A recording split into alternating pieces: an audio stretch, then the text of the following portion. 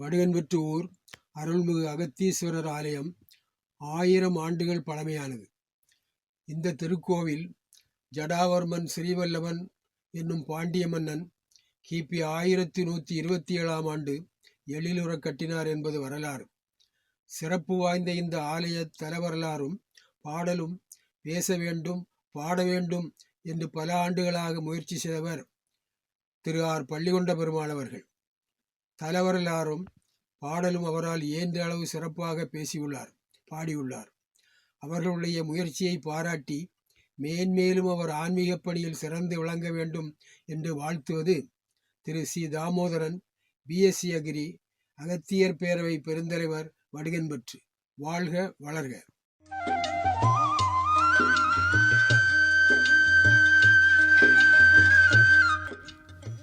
வடுகன்பெற்று ஊர் அருள்மிகு அகத்தீஸ்வரர் ஆலய தல வரலாறும் பாடலும். வடுகன்பெற்று ஊர் அருள்மிகு அகத்தீஸ்வரர் ஆலயம் வரலாற்று சிறப்புமிக்க தொன்மையான கோவில்களில் ஒன்றாகும். இக்கோவில் 1000 வருடங்கள் பழமை வாய்ந்தது.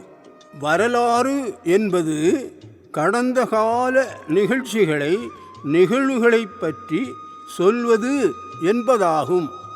இந்த திருக்கோயிலை ஜடாவர்மன் ஸ்ரீவல்லவன் என்னும் பாண்டிய மன்னன் கிபி 1127 ஆண்டு எழிலுற கட்டினார் என்ற செய்தியை இக்கோவிலில் உள்ள கல்வெட்டுகளில் இருந்து அறிய முடிகின்றது. இக்கோவில் எழுந்த வரலாறு மிகவும் சுவையான ஒன்று. சிவபெருமான் மலைமகளை மணந்த காலத்தில் திருக்கயிலாய மலைக்கு திருமண காட்சியை காண மக்கள் எல்லோரும் திரண்டு சென்றதால் வடதிசை இமயம் தாழ்ந்து தென் திசை உயர்ந்ததால் உலகை சமப்படுத்த தென் திசைக்கு அகத்திய முனிவரை சிவபெருமான் அனுப்பினார். உலகை சமப்படுத்திய அகத்திய முனிவருக்கு திருமண கோலத்தில் சிவன் காட்சி கொடுத்தார். அவ்வாறு காட்சி கொடுத்த இடத்தில் அமைந்துள்ளதுதான் இந்த அகத்தீஸ்வரர் திருக்கோயில் ஆகும். திருமண காட்சியினை கண்டுகளித்த அகத்திய முனிவர் இங்கேயே இருந்து சிவலிங்கம் அமைத்து சிவபெருமானை வழிபட்டார் எனவும் அகத்தியருடைய ஈஸ்வரர் சிவன் ஆதலால் இச்சிவன் அகத்தீஸ்வரர் என்று அழைக்கப்பட்டார் என்பதையும் அறிய முடிகின்றது. அகத்தீஸ்வரர் கோயில் பேச்சு வழக்கில் திரிந்து அகத்தியர் கோயில் என்றே அழைக்கப்படுகின்றது. இக்கோவில் அமைந்துள்ள இடம் அகத்தீஸ்வரம் என்றும் இவ்வூர் அமைந்துள்ள தாலுகா அகத்தீஸ்வரம் தாலுகா என்றும் அழைக்கப்பட்டு வருகிறது.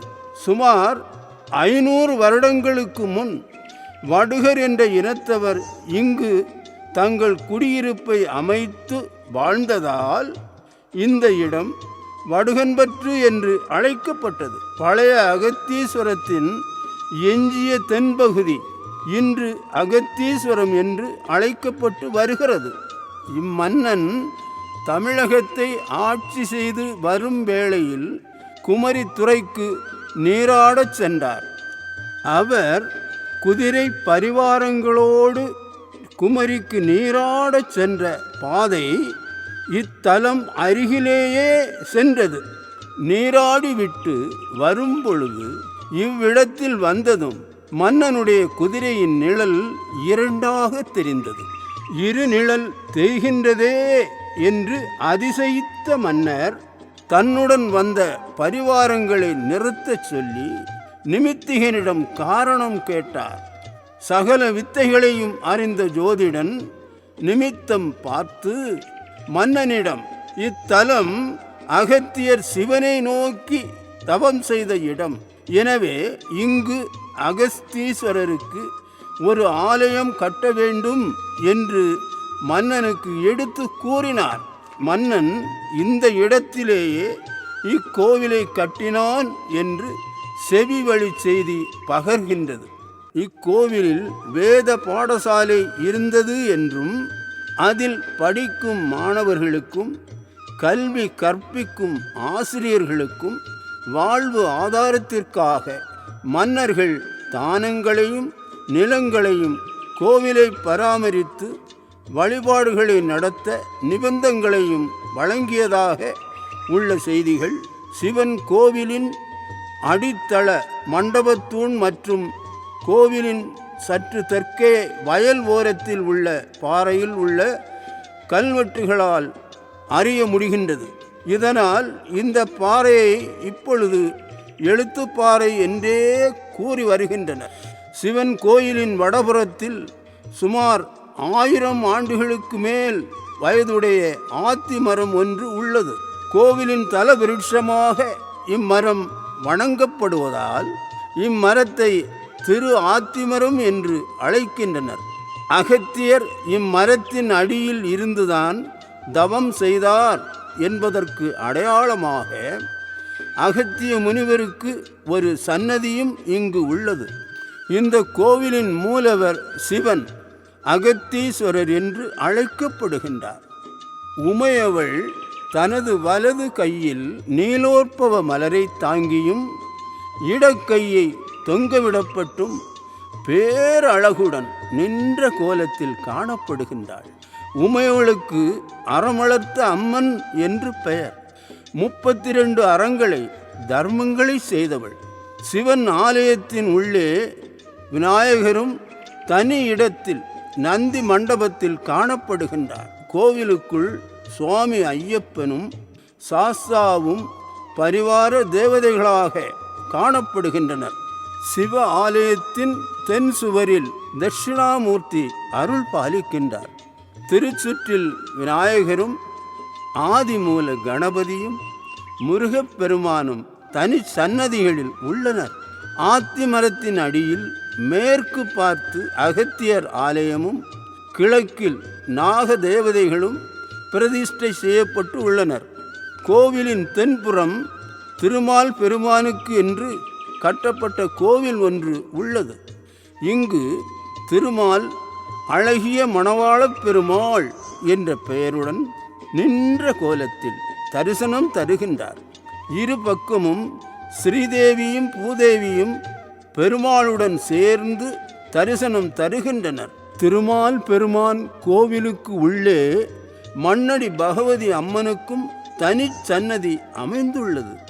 இவ்வூரில் ஒரு சைவ மடம் இருந்தது பற்றியும் இம்மடத்தில் கன்னியாகுமரிக்கு தீர்த்தம் ஆடச் செல்லும் சிவயோகிகள் நித்திய பூசகர்கள் 50 பேருக்கு உணவு வழங்கப்பட்டது பற்றியும் கோவில் கல்வெட்டில் செய்திகள் உள்ளன. இவ்வூரில் வருவாய்த்துறை அதிகாரியாக இருந்த புரவு திணைக்கள நாயகம் கோயிலையும் நிர்வகித்தார் என்பதையும் ஒரு கல்வெட்டு கூறுகின்றது. தென்குமரியில் பெரும்பாலான கோவில்கள் தனி சபையின் கீழ் இயங்கிய காலகட்டத்தில் அரசு வருவாய்த்துறையின் கீழ் இக்கோவில் இருந்தது என்பது ஒரு அபூர்வமான செய்தியாகும். இக்கோவில் கிபி 12ஆம் நூற்றாண்டில் குறிப்பிடத்தகுந்த சைவ மையமாக இருந்தது. சிவயோகிகள் இருந்தனர். இவர்கள் தெய்வ காரியங்கள் செய்ததோடு தேவார திருவாசகமும் ஓதினர், கற்பித்தனர். கிபி 1463ஆம் ஆண்டு கல்வெட்டு இக்கோவிலில் ரிக், யஜூர், சாமம் ஆகிய 3 வேதங்கள் கற்பிக்கப்பட்டதையும் அப்படி கற்பித்த ஆசிரியர்களின் வாழ்வு ஆதாரத்திற்கு பாண்டிய மன்னன் ஏற்பாடு செய்ததையும் கூறுகின்றது. இக்கோவிலில் உள்ள நிபந்த கல்வெட்டுகளில் சமூக சார்பான செய்திகள் உள்ளன. TAS volume 8 page 3553. இக்கோவில் மூலவர் மகாதேவன் என்றும் குறிப்பிடப்படுகின்றார். இவ்வூர் பிரம்மதேய கிராமம் ஆகும். ஸ்ரீ வல்லப பாண்டியனும் அவனது தேவியர்களும் நிபந்தம் கொடுத்துள்ளனர் என்ற செய்திகளும் உள்ளன. இக்கோவிலில் உள்ள அர்த்த மண்டபத்தில் இருக்கும் முதல் குலோத்துங்க சோழனின் கல்வெட்டு இவ்வூர் சோழ மன்னர்களின் கட்டுப்பாட்டில் இருந்ததை கூறுகின்றது. இக்கோவிலுக்கு சொந்தமாக உப்பளம் இருந்தது. இவ்வூரில் பண்டகசாலை இருந்ததையும் அதற்கு பாதுகாப்பு அளிக்கப்பட்டதையும் கல்வெட்டுகள் கூறுகின்றன. இக்கோவிலில் அழகிய மணவாள பெருமாளுக்கு ஆடி திருவோண விழா நடந்ததை 12ஆம் நூற்றாண்டு கல்வெட்டு கூறுகின்றது. இக்கோவிலில் தேர் இருந்ததாகவும் தேர் திருவிழா நடந்ததாகவும் கல்வெட்டில் குறிப்பிடப்பட்டுள்ளது. தலவிருஷம் திரு ஆத்தி மரம் ஆகும். சிறுமர வகுப்பை சார்ந்தது. அடர்ந்த தலை உடையது. இலை காம்புடன் இரு சிறிது நீண்ட அரைவட்ட பகுதிகளை உடையது. வைப்புத்தலம் அகத்தீச்சுரம். அருளாளர்கள் குறிப்பிட்ட திருத்தலத்துக்கு செல்லாமலே ஞான கண்ணால் பார்த்து பாடுவது வைப்புத்தலம் ஆகும். திருநாவுக்கரசர் பெருமான் அகத்தீச்சுரம் என்னும் இத்தலத்தை ஞான கண்ணால் பார்த்து தரிசித்து இக்கோவில் பெயரை ஒரு பாடலில் பாடியுள்ளதால் இதுவும் ஒரு வைப்புத்தலம் ஆயிற்று. தேவாரம் 6ஆம் திருமுறை 71வது பதிகம் பொது பதிகமாக உள்ளது. பதிகத்தில் வருகிற 8வது பாடல் பின்வருமாறு: சிவபெருமான் வீற்றிருக்கும் ஈச்சுரங்கள் நாடகமாடிட நந்தி கேச்சுரம் மாகாளேச்சுரம் நாகேச்சுரம் நாகாளேச்சுரம் நன்கான கோடீச்சுரம் கொண்டீச்சுரம் திண்டீச்சுரம் குக்குடேச்சுரம் அக்கீச்சுரம் கூறுங்கால் ஆடகேச்சுரம் அகத்தீச்சுரம் அயனீச்சுரம் சித்தீச்சுரம் அந்தன் கானல் ஈடுதிரை ராமேச்சுரம் என்றேத்தி இறைவன் உரை சுரம் பலவும் இயம்புவோமே. இந்த பாடலில் வரும் அகத்தீச்சுரம் என்பது அகத்தீஸ்வரர் திருக்கோயிலை குறிக்கின்றது. அருள்மிகு அகத்தீஸ்வரர் ஆலய தெய்வங்களை நம்பிக்கையுடன் வணங்கும் அடியார்களுக்கு வேண்டுவன எல்லாம் வழங்கும் தெய்வங்கள் என்பதை நாம் கண்கூடாக காணும் ஒரு பேருண்மை ஆகும். விழாக்கள் பற்றிய விவரங்கள்: சித்திரை மாதம் 1ஆம் தேதி தமிழ் வருடப்பிறப்பு அன்று கனி காணல் நிகழ்ச்சி நடைபெறும். ஆடி மாத செவ்வாய்க்கிழமைகளில் அறமளத்த அம்மனுக்கு சிறப்பு அபிஷேகமும் சிறப்பு வழிபாடும் நடைபெறும். ஆவணி மாதம் வரும் ஸ்ரீ கிருஷ்ண ஜெயந்தி விழா ரோகிணி நட்சத்திரமும் அஷ்டமி திதியும் சேரும் நாளில் அழகிய மணவாள பெருமாளுக்கும் ஸ்ரீதேவி பூதேவி தாயார்களுக்கும் சிறப்பு அபிஷேகமும் சிறப்பு வழிபாடும் நடைபெறும். விநாயக சதுர்த்தி விழா சுக்லபட்ச சதுர்த்தி திதியில் விநாயகருக்கு சிறப்பு அபிஷேகமும் வழிபாடும் நடைபெறும். நவராத்திரி விழா புரட்டாசி மாதம் சுக்லபட்ச பிரதமையில் ஆரம்பித்து 10 நாட்கள் மிகச் சிறப்பான விழாவாக நடைபெறும். ஐப்பசி மாத பௌர்ணமியில் சிவனுக்கு அன்னாபிஷேகம் நடைபெறும். திருகார்த்திகை தீப விழா கார்த்திகை மாத பௌர்ணமியில் நடைபெறும். கந்த சஷ்டி விழா ஐப்பசி அல்லது கார்த்திகை மாதம் சுக்லபட்ச சஷ்டி அன்று முருகப் பெருமானுக்கு சிறப்பு அபிஷேகம் பூஜையுடன் நடைபெறும். வைகுண்ட ஏகாதசி மார்கழி மாத சுக்லபட்ச ஏகாதசி அன்று அழகிய மணவாள பெருமாளுக்கும் தாயார்களுக்கும் சிறப்பு அபிஷேகமும் வழிபாடும் நடைபெறும். திருவாதிரை திருவிழா மற்றும் ஆருத்ரா தரிசனம் சிவபெருமானுக்கு மார்கழி மாத திருவாதிரை நட்சத்திர நாளில் சிறப்பு அபிஷேகம் புஷ்பா அபிஷேகம் சிறப்பு பூஜையுடன் சிறப்பாக நடைபெறும். மாசி மாதம் மகா சிவராத்திரி விழா கிருஷ்ணபட்ச திரையோதசி அன்று 6 வேளை 4 ஜாம பூஜையோடு சிறப்பாக நடைபெறும். பங்குனி மாதத்தில் வருடாபிஷேகம் சிறப்பாக நடைபெறும். பங்குனி மாத கும்ப சுக்ல பிரதமை திதியில் காரடையான் நோன்பு சிறப்பாக நடைபெறும். அன்று மாங்கல்ய பூஜையும் நடைபெறும். பிரதி மாதம் திரையோதசி திதியில் பிரதோஷ வழிபாடும் சிறப்பாக நடைபெறும். பௌர்ணமியிலும் ஆயில்ய நட்சத்திரத்திலும் அகத்தியருக்கு வழிபாடுகள் நடைபெறும்.